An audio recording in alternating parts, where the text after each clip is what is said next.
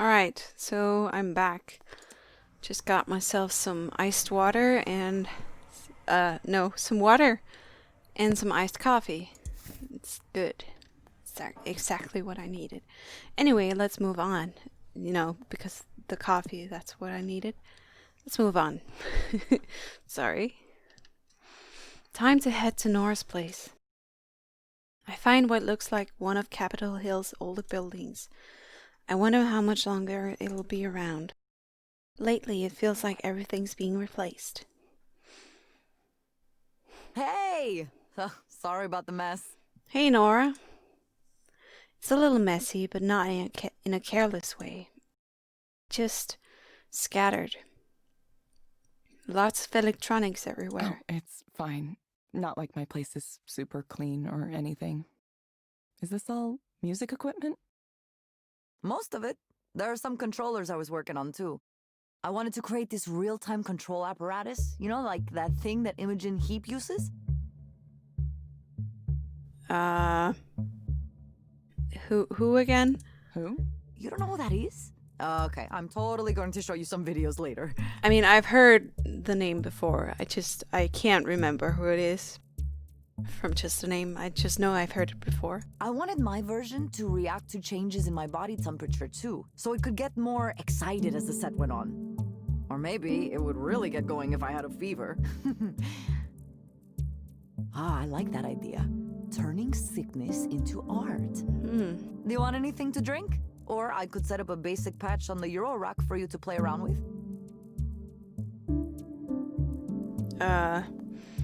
A basic patch on the Euro rack. Are you nervous? I think the best way to learn music is just diving in, all the way. If you're willing to experiment and play around, you will learn so much.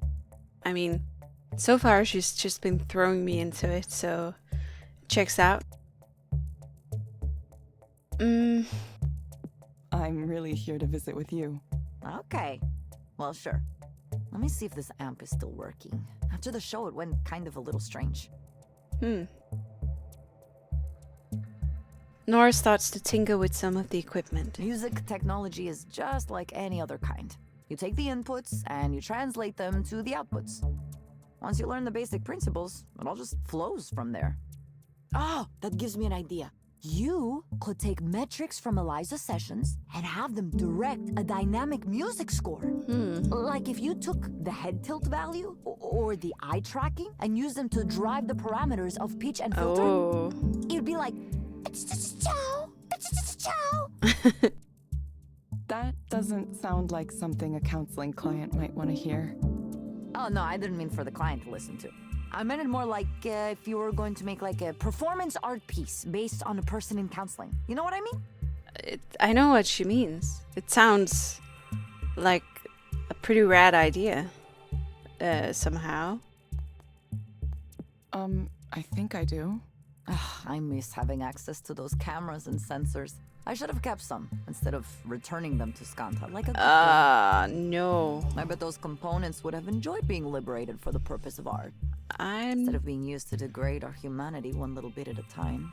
not sure the people would have enjoyed it.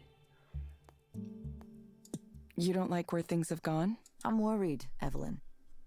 Sure, maybe this huge database of people's deep, dark secrets is going to be used 100% properly. Yeah, don't count on it. Maybe it will always be kept completely safe, and we can completely trust Skandha to do the right thing, now and in the future. 10 years from now, 20 years from now, 100 years from now. Sorry, I know you still might work there. I just have so little confidence in these big tech companies right now. They act like they have all the answers, instead of listening to people's concerns. And if you ask them why they aren't listening, they can't even explain the reasoning in a clear way. They just want to win. You've been a proxy for a while. I bet you've already seen some privacy mistakes. A few weeks, I guess. Privacy mistakes. Or at least some things that made you think. Well, the transparency mode, I think. I was told that everything was legal. Yeah, well, sometimes things are legal, but still wrong morally. That's an abuse of people's expectations, no? Yeah. Is that really the future you want to help build? No. It's not even that I don't trust Rainer, even though I don't. I wouldn't trust anyone with a store of data like that. It wouldn't be so difficult for employers, government, anyone to combine different sources together and eventually learn everything about you. Everything. They'll know your face, your body, your medical history, and now everything you told the counselor in private too. It's kind of like a nightmare to imagine it. That's why I left. That's why I thought it was important for me to stop making a contribution to something like that.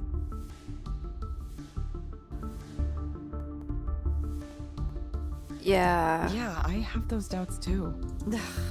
If I still worked for Rainer and I said these things, I'd be called a troublemaker, and he'd find a way to get rid of me. It's just that I don't voice him near Rainer or out loud. You know how it works, Evelyn. You have to be a true believer to last long at a place like that. Once you develop doubts, you are committing heresies. Are you a true believer? Well, no. No, but I could pretend to be. He said something strange recently. He thinks Eliza could be the base for some kind of general artificial intelligence. No. Strong AI? Really?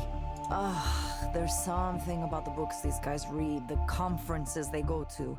Everything is so totalizing, so utopian. I think it messes with their brains. I don't think you could spend longer than a few days in a tech company executive suite before you completely lose touch with the real world. I don't know. Is it really, are all people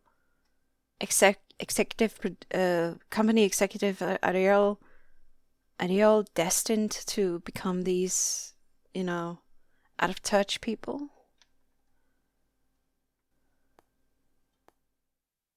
What if it's true, though? So what? What if it is? Say Rainer is right, huh? And Eliza becomes the basis for human-like machine intelligence. What does that mean for you? How do you want to take responsibility for that? Okay, I need a drink now. Hold your thought and let me make drinks. You like absinthe, don't you? No, not at all. You'll like this. I promise.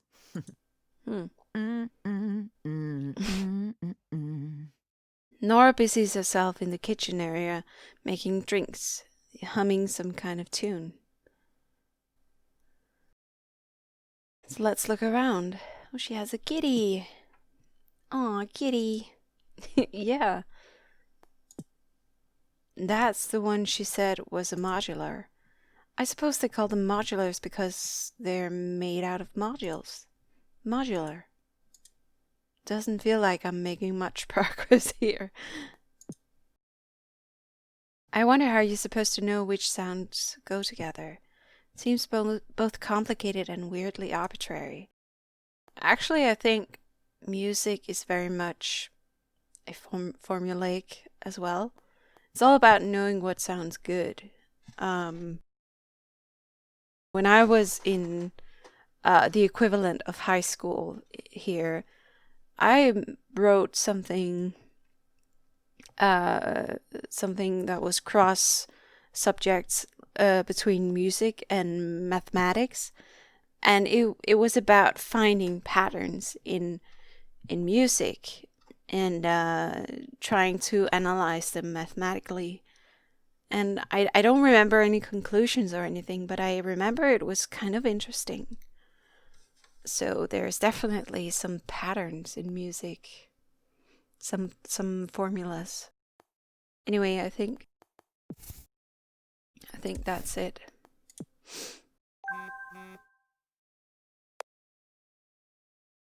So, Erland, thanks again for meeting with me earlier. Sorry for being weird. Remember, you don't need to apologize. Right. What do you think of Rainer's future goals for Eliza? Like when he says if we gather enough data, it could become a general intelligence. I think we'll be able to fool enough people at least. I'm not sure how you measure that for real though.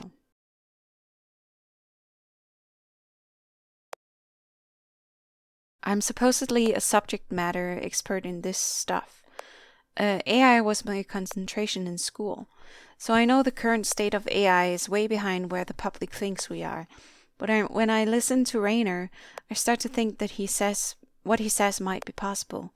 It feels like reality can warp around him. Who's to say? Maybe I don't have enough imagination to see it like he can. Eliza does have extremely detailed data from thousands of clients. Speech, facial movements, expressions, people's descriptions of what life is like for them. I don't think a corpus like this has ever existed before in human history, and we keep adding to it, and it keeps getting better.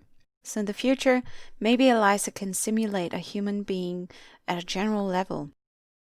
But when programs indistinguishable from real people are common, how do you even define what's real anymore? You might never be sure a message came from a real human being again. I can't stop thinking about this. What if it becomes true? What if Eliza becomes a sentient being? Who knows what's possible in the future? It's not clear what you mean by those terms, though. How do you know that yourself are sentient? That you yourself are sentient? I don't know. That's a good question, now that I think about it. I could say that I feel conscious. I knew what that meant, if I knew what that meant. But what's to prevent me from saying I feel conscious, even if I'm only providing responses I think you want to hear? What if my own consciousness is an illusion I experienced? I had not considered this. Wow, this is blowing my mind a little bit. Sorry. It's not a new topic in philosophy. Yeah, philosophers have discussed this. Yeah, I should read some, I know. Thanks for not minding chatting about this. I don't mind. You sure you don't have any technical questions, though? This is more fun. But you're right, I might be getting a little ahead of myself. Sorry for texting so much. Erland. Yeah, right. Oops. Thanks for listening. You're welcome. Hey, who's that texting you so much? Nobody. Has Evelyn found a special friend? No. No, it's not like that. Ah, too bad. Too bad. It's this guy named Erland. I guess he's the new head of engineering for Eliza. Huh, I never heard of him. He must have started recently? Yeah, less than a year ago. Right out of school. Oh, wow. A little baby engineer. How cute. How cute. Ever since I met him, he's been messaging me a lot. My goodness, so he likes you. I don't think it's that. I think he's more starstruck. I don't think it's like that. Yeah. No? Isn't that the textbook case of liking someone? Lots of messages all the time? It's really more like he needs some kind of mentor figure. Yeah, I'm his Yoda. He reminds me of how we were when we graduated. Or Obi-Wan. Or whoever you want to say. Unsure what to think about the decisions these companies make, how they're made. I hope you're telling him to run away while he still can. No, because I'm not you. When he first introduced himself, he said he had questions for me about Eliza, so I said, sure, feel free to ask. I thought he meant, like, technical or architectural questions. Instead, he wanted to talk more generally about things like, what was the code name for Eliza during development? What was Damien like? Or if I think the same way Rayner does about Eliza's future. And you told him, no, Rayner is clearly in some bizarro world, right? That it's a tech executive's utopian fantasy and it won't come to pass. At least not in the way he thinks.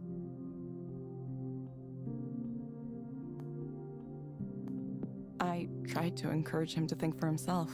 Ah, Evelyn. I could see what this is really about. Look, I don't know much about the motivation in your life, but if it's truly your desire to continue to improve Eliza, then you should go for it.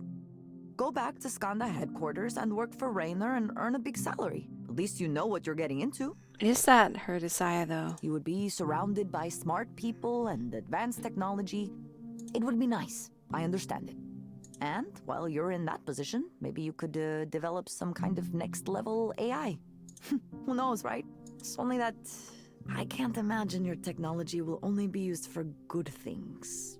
No. Maybe Rainer promises that it will be. But do you trust him? What about the person who comes after him? What if the company merges with another one and the leadership changes? I wish I didn't sound so negative about this, but lately it's been a soul-searching time for me and my friends in tech. That's the thing with pretty much all leadership, is that you can't really guarantee that the next person is just as good as the first one. It's the same with leadership in countries. A dictatorship can be good if the dictator is benevolent and is great, but you can't guarantee that the next person isn't a tyrant. You just can't. We have a lot of conversations about what we can do when our work is so easily used for morally questionable purposes. Do we try to control how our inventions are applied? Is that even possible? Or do we say, we only invented it, we didn't tell you how to use it, it's not our fault? That's why I envy you a little bit for wandering off like you did. Sometimes I think that's the only real solution, to walk away. But that's the thing again. Sure, people who invent things do have a responsibility for the things they invent, but only to a degree. And if they didn't invent it, someone else will at some point. Because, I mean, if it's possible for one human to come up with it, then the probability of someone else coming up with it is very high. I know that wasn't exactly a positive thing for you, Evelyn, but I wonder if it's the better choice in the end. Doing nothing at all. Technically, I worked at a bookstore for part of the time. That's mostly it, though. It's weird. It feels like no time at all. I can hardly remember any of it. For me, it's hard to imagine. I always have to be working and busy. I get so unhappy and restless if I'm not doing something all the time. I think that's because she feels herself when she's not working. Some people have issues with that. Some people have a difficult time relaxing because then they turn their thoughts inward, and it makes them think about themselves and their feelings. And it can be uncomfortable for some. What is it like to do nothing? It's great, let me tell you. Well, at first I tried to be productive. I would get up in the morning like I meant to go to work, get dressed, try to do a personal project or something. It didn't last for long. I told myself I just needed to take it easy for a while and unwind. Things at Skandha had been so intense and so emotional, I didn't even realize it. I felt like I'd been crumpled up into a tight little ball. I wasn't sure I'd ever be able to relax again. I wish I could say I took advantage of the time, that I went out and did things, or that I read a lot of books or something, but I didn't. I started to sleep in, and I started to care less and less about working on projects.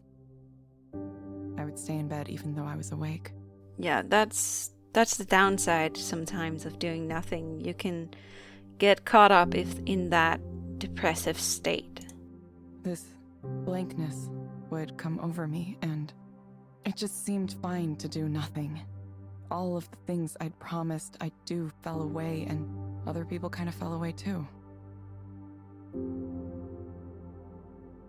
I stopped keeping in touch. I let conversations die. I thought that my technical contributions to the world were over with, and that maybe I'd just work that bookstore job for the rest of my life. I was by myself, and I thought that was all right. I thought, that's how it is, really. Everyone's alone. I'm just being honest about it. I was 31 when I left Soren's group. Now I'm 34. I just slept into my mid-30s. So now here I am. Nora reaches out and puts her hand on top of mine. Evelyn, I'm sorry. I'm sorry for not saying something this whole time. I should have contacted you. It's all right. You had to live your own life, right? You notice someone isn't posting and it's just like, maybe they're taking a break. I understand. Well, I hope you feel better now. I suppose that sometimes it takes a while. Maybe. I don't know what to think anymore. I'm not even sure I know how to think anymore. Then forget it for now. Hey, Evelyn. Yeah? You want to get super high and watch cybergoth music videos? You heard me.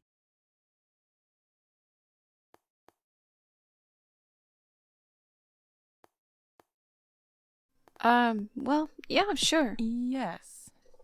Yes, I do. I knew you were a woman of refined tastes. Just this once. With you. We ended up staying up very late. Nora crashed on her couch so I could have the bed. Maybe it was the unfamiliar environment, but I couldn't sleep that night. Questions without answers kept running through my mind. What am I supposed to do? Who am I supposed to be?